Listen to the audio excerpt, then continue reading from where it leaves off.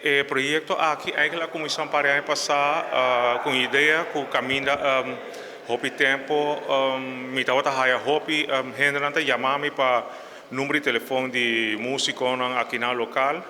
Então, ela vira assim a hopi que dar um momento de temporada de Covid, caminha tudo praticamente estava a parar. Então, a nossa ideia de meu amigo que já que eu hopi gente está com contato com o about nós começamos a criar database de música urbano.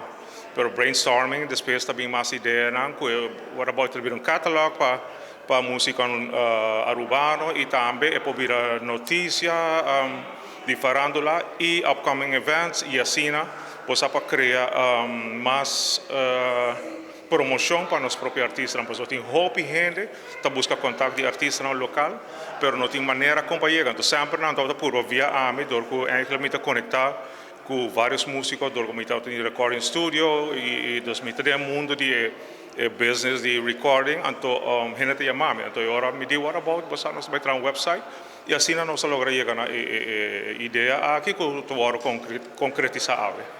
Esta full conexão dos social media, dos que está passa de cada vai ter diferentes categorias, dos tem categoria de banda, tem categoria de solista, cantante, dos caminha bota search by categoria e bota haya toda informação de cada artista, que naturalmente que tem social media, bota haya na biografia, na número de telefone, email address, tudo coisa riba.